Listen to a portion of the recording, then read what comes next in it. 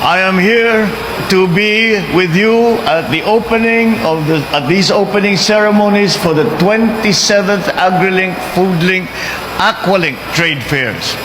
And quite rightly so, because we have not been able to conduct this very, very important fair during the pandemic, and this is once again the first time that we have been able to do it, and very important and very timely it is too, considering the situation that we find ourselves in together with other countries in terms of food supply, in terms of food prices, in terms of inputs to the agricultural sector, all of these shocks that we have been feeling.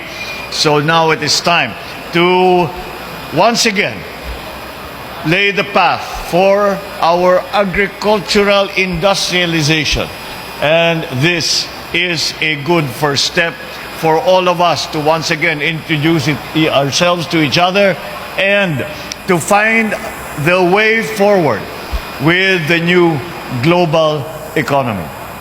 Let me first of all recognize our farmers, our fisher folk, our livestock farmers and breeders, the great unsung heroes of our nation.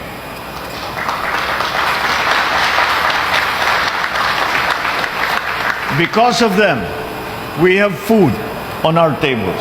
Because of them, we have the sustenance we need to pursue our endeavors for the betterment of our nation.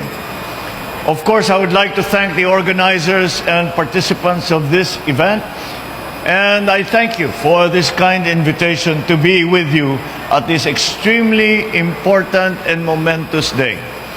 It is a pleasure to work with you in pushing for holistic approaches that advance this critical industry. As an agricultural country and an archipelagic country, food products from our farms and fisheries depend mostly on the dynamics of time and season. On better days, our agricultural and fishing sectors yield harvests that contribute to the growth of our economy and no less than feed our people.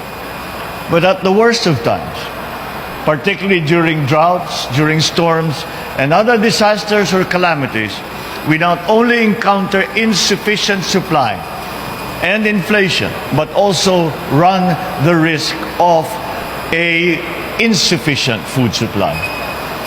It is thus commendable that in its previous iteration, this event has yielded various innovations and recommended solutions that help make our agriculture sector more robust and more resilient.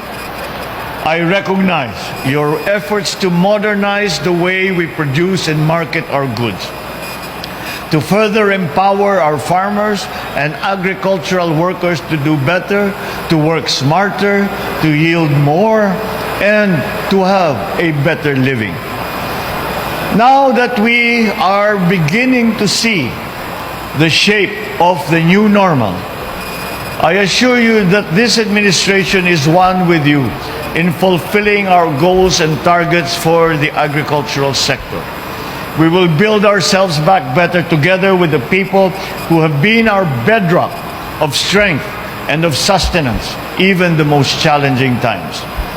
Towards this end, the government has provided inputs such as seeds, fertilizers, machinery, equipment, facilities, as well as fingerlings and livestock to help our farmers, our fisher folk, and our livestock growers. We have also expanded irrigation projects, established Kadiwa outlets, created food logistics hubs, and agri-trading centers, as well as organizing and aiding cooperatives and associations for the procurement of reefer vans, freezers, chillers, and other logistical support to help our farmers efficiently transport their products to the consumers.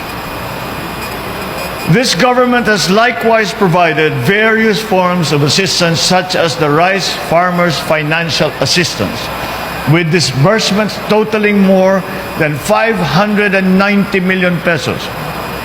and the fuel discount program for farmers and fisherfolk, which alleviates the effects of high fuel prices to the tune now of 320 million pesos for our farmers and our fishermen.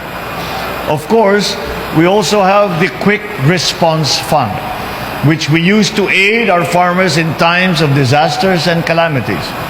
So far, the government has released a total of 1.54 billion pesos that benefited more than 17 million farmers and fisherfolk.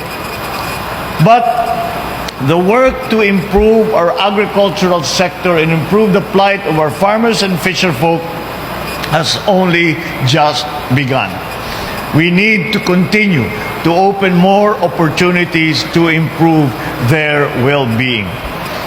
We are presently only playing catch-up. We have allowed the agriculture sector to diminish in its importance and its contribution to our GDP, our contribution to the welfare of ordinary citizens, ordinary Filipinos. And that is why it is important that we accelerate all our efforts. And occasions such as this are just the highly appropriate times for which we can remind ourselves that what we are doing is not only growing crops, not only expanding fisheries, not only helping our livestock growers, but what we are is feeding a nation. And in feeding a nation, we also provide the stability for that nation, for the Philippines, to be able to look forward to the future and say, we can progress from here because we have a strong foundation in our agricultural sector. Without a strong agricultural sector, that is not possible. It is in this endeavor that we will need partners like those who are present here today and who have always been with us in all our efforts to make our agricultural sector better. Through the conduct of trade events like this, we seek to improve the agricultural value chain and aid in the overall development of the small and medium-scale enterprises in the agribusiness sector through the creation of market opportunities. Trade events like Agrilink, Foodlink, and Aqualink help us support our farmers and our fisherfolk. We empower them to become catalysts who will contribute to the recovery and inclusive growth of our economy.